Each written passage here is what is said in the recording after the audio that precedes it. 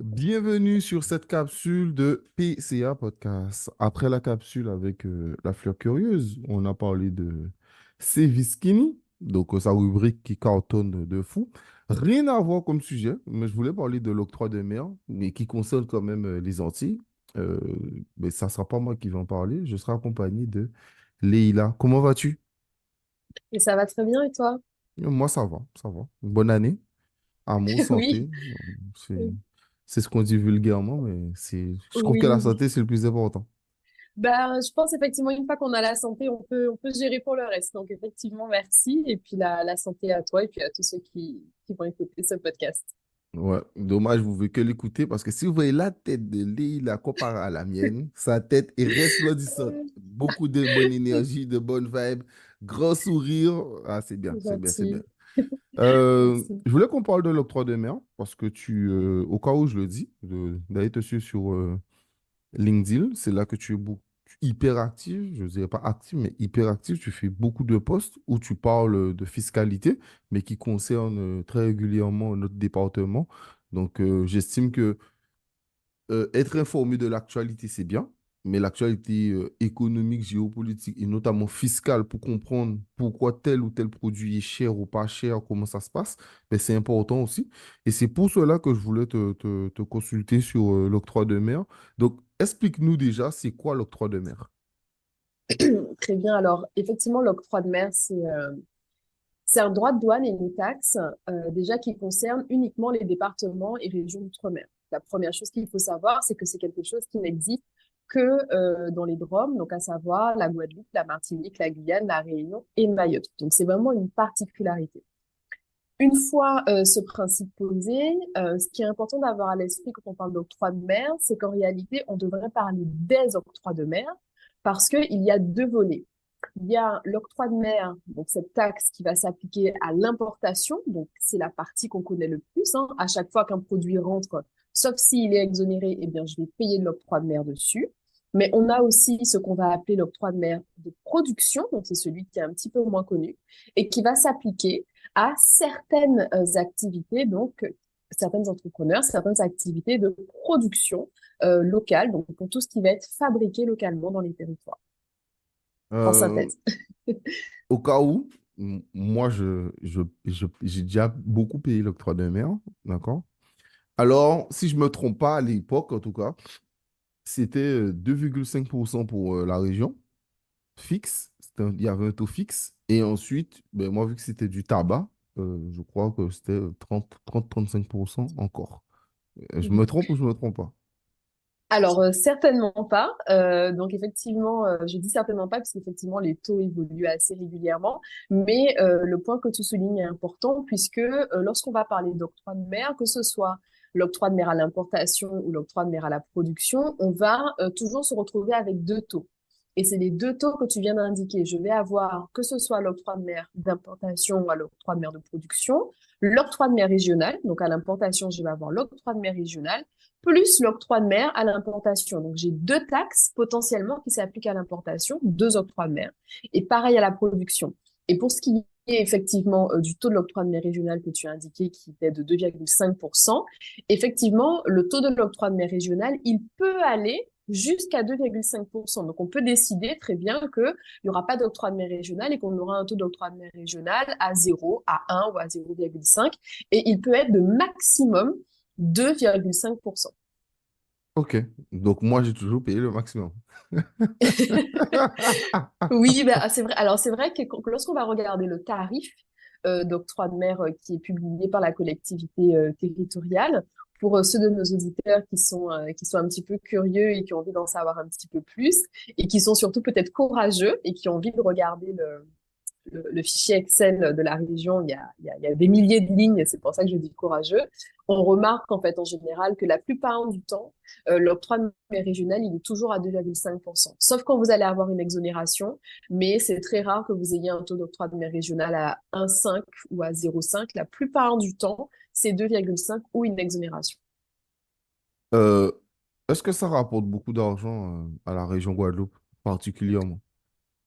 Oui, alors la région Guadeloupe en tant que telle, mais surtout toutes les collectivités territoriales, puisque l'octroi de mer c'est une recette qui est très importante pour les collectivités territoriales. Donc, quand on dit octroi de mer régional, ça signifie que la part de l'octroi de mer, enfin, l'octroi de mer régional en lui-même, il va directement au niveau de la région. Donc, il n'est pas réparti, c'est tout pour la région. Ensuite, dans l'autre partie de l'octroi de mer, donc il n'est pas l'octroi de mer régional. Celui-ci, il est réparti dans plusieurs enveloppes et il va notamment au niveau des communes. Et donc, lorsqu'on regarde en fait de façon générale toute collectivité territoriale confondue, on se rend compte que l'octroi de mer représente au moins 40%. Ça varie après en fonction des communes et des territoires, mais 40% du budget global. Donc, effectivement, c'est quelque chose qui rapporte énormément au budget des collectivités. Est-ce qu'on a à peu près le tout, enfin, le budget à peu près? Ça tourne aux Le, bu- alentours de combien? Alors, c'est la part de l'octroi de mer dans le budget, c'est Non, ça? tu as dit que c'est 40 environ 40%. Mais ce que je veux dire, Oui, c'est c'est que ça. c'est le budget de combien environ? 1 million, 2 millions, Ah, 3 millions? de mémoire, À peu près. je crois que c'est 1 milliard, toute Ok. collectivité territoriale confondue. Donc, Je crois que c'est un donc milliard. ça Mhm. représente quand même 400 000. 400 millions, excuse-moi, 400 000. Oui, c'est ça. On va dire peut-être, mais c'est 1 milliard, tous les DROM confondus, hein. Tous les Ouais, DROM donc confondus. l'octroi de mer représente environ 400 millions dans tous les Oui, drômes c'est ça. confondus. Ok, d'accord. Par DROM, oui, par DROM, oui. Ok, Effectivement. ok, ok.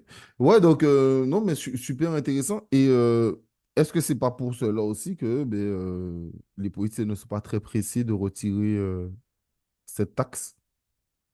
Alors, je suppose que oui, puisqu'effectivement, si vous dites à un maire ou à un président de collectivité territoriale que voilà, dans quelques mois ou du jour au lendemain, vous l'amputez de 40% de ses recettes, quand on sait qu'en plus, la plupart des communes de Guadeloupe sont en déficit, si en plus vous enlevez 40% du budget, eh ben oui, c'est sûr que c'est sûr que c'est l'une des motivations qui explique le plus la réticence, à mon sens, hein, des élus, à aller vers une suppression totale finalement de cette taxe. Et c'est la raison pour laquelle dans les débats, on entend surtout de la part des élus une volonté de réformer, de modifier, mais pas du tout d'aller dans le sens d'une suppression totale de cette recette indispensable pour elle.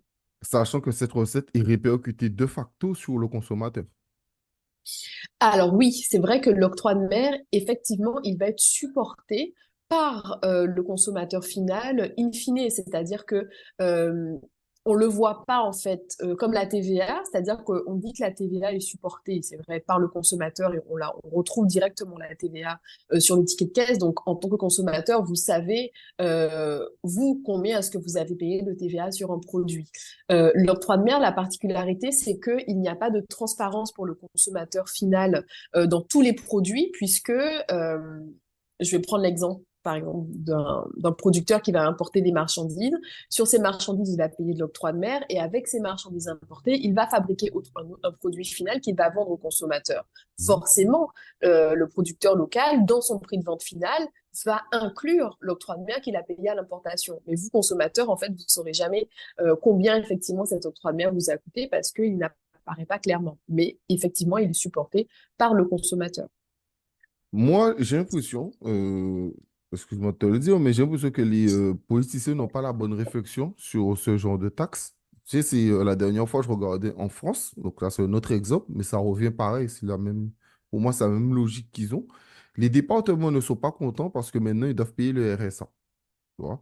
Et ils demandaient que l'État les aide. Donc, Elisabeth Borne a octroyé 200 millions en plus, tu vois, pour payer, pour donner aux gens pour payer le RSA parce que c'est lui qui doit payer le RSA, donc il pleurait. Et c'est là que je me dis que les politiciens sont assez stupides parce que, et qui n'ont pas de vision. Pourquoi je dis ça? Parce que au lieu de pleurer pour avoir 200 millions pour payer le RSA, pleure pour avoir un vrai plan sur le travail qui permettra de faire de la réindustrialisation, de ramener de l'emploi. Et si les gens ont de l'emploi, de facto, tu vas payer moins des RSA. Sauf que la logique est que non, au contraire, on doit garder les taxes pour pouvoir payer parce que on n'a pas d'argent. Mais pourquoi? Donc là, je reviens à la logique ici, pourquoi ne pas, pourquoi on n'a pas de personnes qui ont des visions, qui se disent, bon, ben, ma commune, parce que moi, je comprends, il y a certaines communes, bon, on va pas les nommer, mais il y a certaines communes en Guadeloupe qui ne sont pas très attractives, d'accord, qui ne sont pas tous Abim ou Bémao, etc. Ça, je le comprends. Mais pourquoi ne pas réfléchir à un vrai plan sur le long terme qui te permettrait de te passer de certaines taxes. Parce qu'on ne peut pas attendre simplement que les gens payent des taxes, payent des taxes, payent des taxes, payent des taxes, et, ou alors avoir des subventions de la France ou de la région, quoi. Alors effectivement, c'est vrai que sur l'octroi de mer, moi la difficulté que j'ai pu identifier à mon niveau dans les débats que j'entends, c'est souvent que on se concentre uniquement sur l'octroi de mer et qu'on n'a pas effectivement cette vision globale de la fiscalité du territoire, puisqu'effectivement dans les DROM, contrairement aux POM que sont par exemple la Polynésie ou Saint-Barthélemy plus près de chez nous, eux ils ont effectivement une compétence fiscale qui est totale et donc, ils ont leur propre fiscalité, mais sur tous les aspects de la fiscalité. Donc, ça veut dire que c'est au niveau local qu'ils décident des règles qui vont s'appliquer. Nous, dans les DROM, alors, on en a d'autres, avec par exemple la taxe sur les carburants, mais l'octroi de mer, c'est vraiment l'un des rares outils et l'une des rares compétences fiscales qu'on a vraiment au niveau local. Et donc, c'est vrai que lorsque on entend les réflexions qui sont faites sur l'octroi de mer, euh, on a souvent une vision, effectivement, une réflexion qui est axée uniquement sur l'octroi de mer et pas une réflexion qui est globale. Alors, on l'entend dans les débats. J'avais participé notamment à une rencontre très intéressante qui avait été faite par l'Association des maires de Guadeloupe. Euh, Colloque très intéressant à l'attention des maires, notamment par rapport au panel qui était présent, puisqu'on avait un panel d'intervenants qui était assez varié, donc qui permettait d'avoir des points de vue différents. Et j'étais quand même effectivement sortie d'abord instruite de cette conférence, mais surtout un petit peu rassurée, euh, puisque dans les échanges en fait qu'on a eus et la synthèse de ce colloque était finalement de se dire il ne faut pas penser l'octroi de mer à court terme, il faut le penser à long terme et si effectivement on n'envisage pas l'octroi de mer sur le long terme, si on n'envisage pas une réforme profonde et si on s'interroge pas sur le fait de savoir si on veut une véritable compétence ou pas, eh bien, à un moment donné, on va se retrouver en difficulté et l'octroi de mer sera supprimé de facto. Donc là, forcément, ce sont juste des déclarations qui sont faites. Je pense qu'en pratique, je ne fais pas de politique, donc je suis pas dans le sérail, mais je comprends quand même que ce sont des décisions qui sont pas forcément évidentes à prendre, surtout que pour ce qui est de l'octroi de mer, il faut effectivement quand même avoir un consensus global des différentes forces politiques qui sont au pouvoir, et ensuite ça passe nécessairement par le niveau national et aussi au niveau européen. Donc, il y a quand même effectivement différentes strates de décision qu'il faut effectivement franchir pour parvenir à un consensus.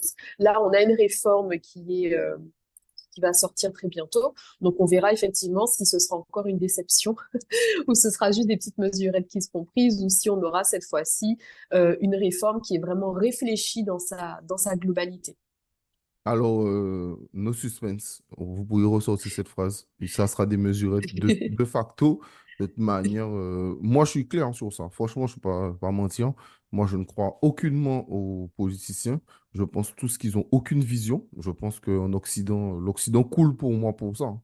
C'est parce qu'ils manquent de vision, ils manquent de personnes qui croient à quelque chose, un projet.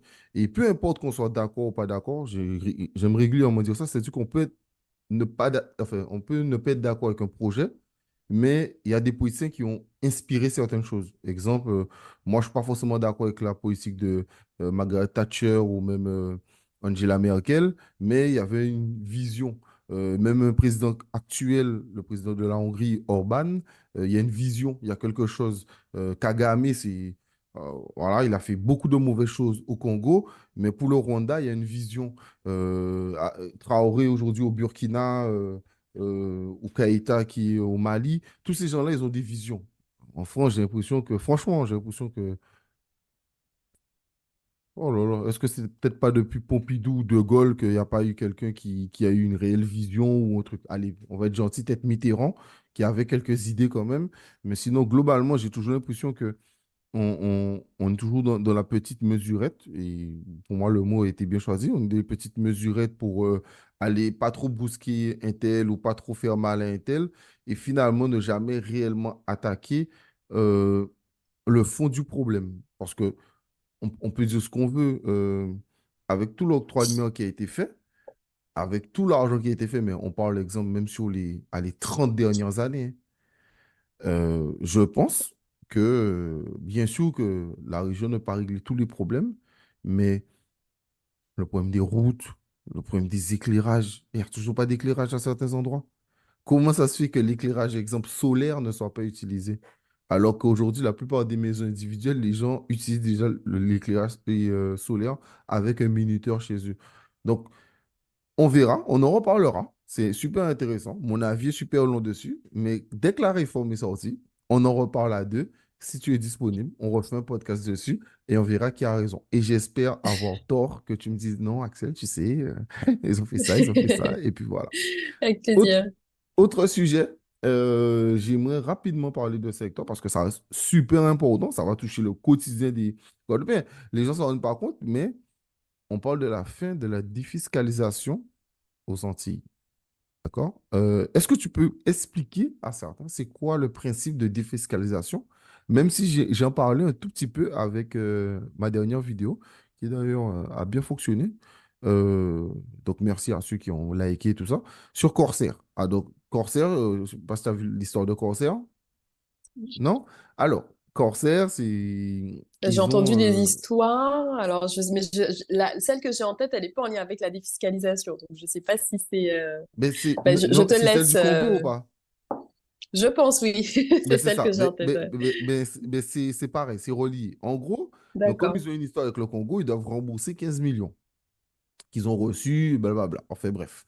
Donc normalement, ils vont rembourser parce qu'ils doivent rembourser. Donc ils vont rembourser. Sauf qu'ils ont une dette de 150 millions. Donc pour pallier, pour les aider à ça, ils auront le droit d'immatriculer deux avions en Guadeloupe.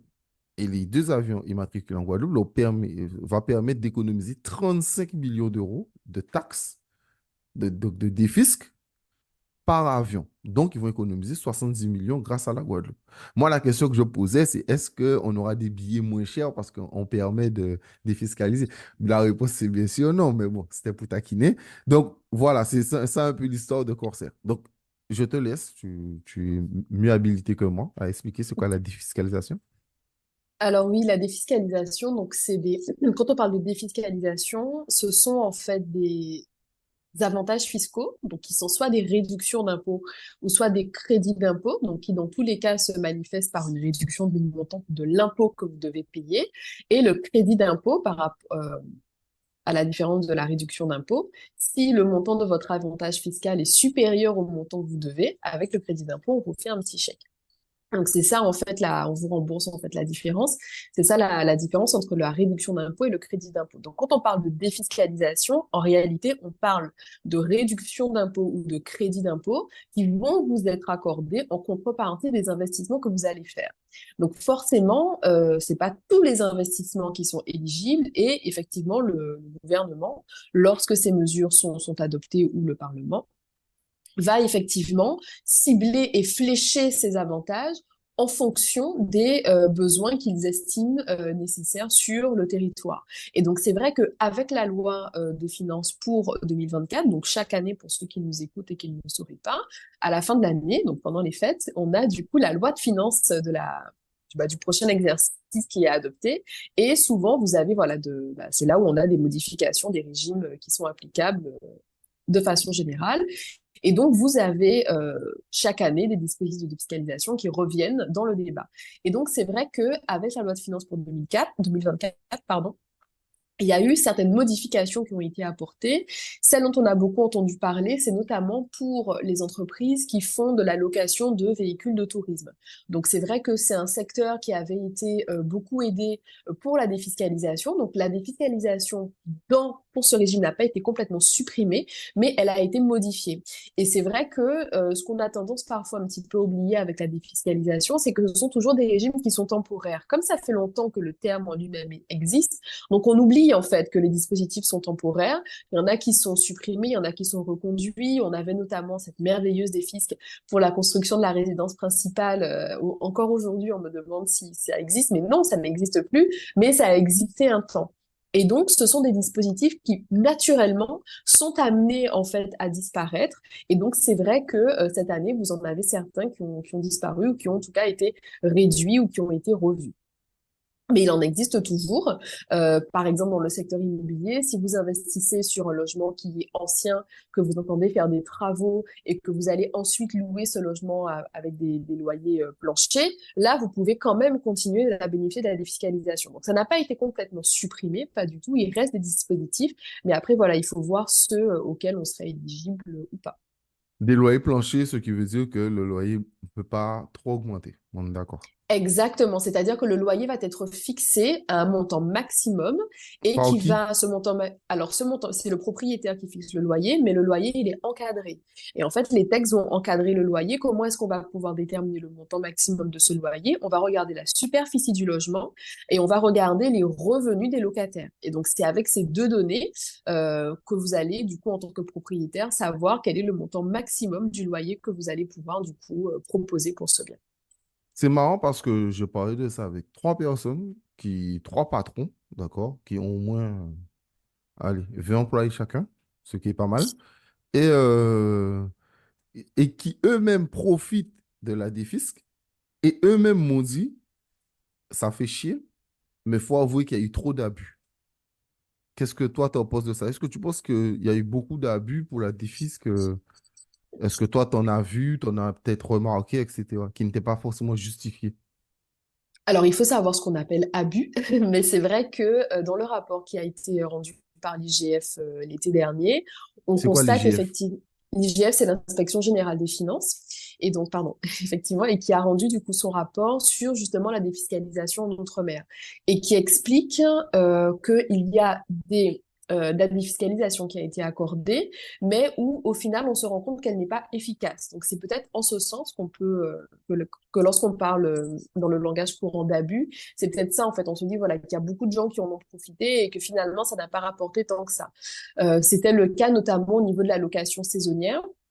Là, effectivement, ils ont véritablement encore plus encadré la défiscalisation pour la location saisonnière. Elle n'a pas été supprimée, mais elle est encore mieux ciblée. Pourquoi? Parce que, et c'est ce qui est précisé dans le rapport, on se rend compte que, en réalité, les personnes qui ont utilisé le dispositif pour faire de la location saisonnière n'ont pas, avec cet investissement, eu un impact très important au niveau du développement économique du territoire. Donc, il n'y a pas eu une création d'emplois si importante qui justifie finalement la dépense fiscale qui est faite de l'autre côté par l'État. Donc c'est vrai que lorsqu'on parle d'abus, vous allez effectivement peut-être avoir cet aspect-là, qui est effectivement des dispositifs qui sont utilisés, mais qui finalement ne sont pas si intéressants que ça au niveau local, et puis ensuite au niveau du développement économique, et puis après, lorsqu'on parle d'abus, c'est-à-dire que s'il y a des dispositifs qui ont été utilisés à tort, je m'explique, c'est-à-dire que pour certaines des fiscs dont on peut bénéficier, vous n'êtes pas obligé d'avoir un agrément, donc vous n'êtes pas obligé d'aller voir l'administration fiscale, le ministère, pour dire, au fait, je vais faire ça, est-ce que vous êtes d'accord? Vous vérifiez vous-même si vous remplissez les conditions, vous faites votre déclaration. Par contre, après, vous pouvez avoir un petit contrôle de l'administration fiscale qui vient voir si tout est bien dans les règles. Et là, effectivement, parfois, effectivement, on se rend compte que les choses n'ont pas été faites correctement. Il y a eu des montages très complexes qui ont été mis en place, etc., etc. Donc, c'est vrai que le fait que les dispositifs soient temporaires et qu'ils soient revus chaque année, c'est aussi pour permettre d'éviter que cette dépense fiscale qui est faite par l'État soit mal utilisée et mal orientée.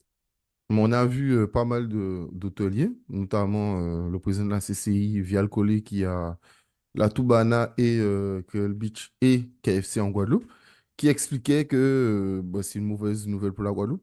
Personnellement, qu'est-ce que toi t'en penses rapidement du fait que ce soit Alors, revu? moi, ce que je pense de façon générale, mais c'est plus un avis qui est global, ça ne concerne pas que la défiscalisation, la défiscalisation comme d'autres avantages ou aides, hein, là par exemple en France hexagonale, on parle beaucoup de la problématique des agriculteurs, des subventions ou autres. De façon générale, lorsqu'il y a une aide qui est accordée pour développer une activité, il faut pas oublier que c'est une aide, en fait. Et ce que je trouve dommage, c'est qu'en fait, et on a eu le cas, moi j'ai le cas de certains de mes clients, où on va se focaliser, en fait, on va créer une activité économique juste parce que on va avoir cette défiscalisation. Donc, on utilise cette opportunité. Et au final, le business model, il est fondé que sur la défis. Donc, ça veut dire qu'à partir du moment, en fait, où vous n'avez plus la défisque, eh bien, votre modèle économique, il ne tient plus. Donc moi, mais après, c'est mon avis personnel, mais aussi en tant que chef d'entreprise, puisqu'en tant qu'avocat, on est aussi chef d'entreprise. Il faut pouvoir créer une activité qui peut survivre, qui peut vivre, qui peut fonctionner, qui peut être rentable, au-delà effectivement des règles, des aides, pardon. La défiscalisation, comme je l'indiquais tout à l'heure, ça reste toujours des dispositifs qui sont temporaires et qui ont de toute façon vocation à être supprimés, à être vus ou à être modifiés. Donc voilà Non, mais pour mon avis. ben, je suis totalement d'accord. Mais pour moi, ça revient au même avis que je t'expliquais pour les maires qui pleuraient pour avoir... enfin, pas les maires, excuse-moi. Les départements qui pleuraient pour avoir les aides de l'État, mais qui comptent simplement sur les aides, mais pas sur le développement d'un département, ou pareil, les maires qui vont demander certaines aides.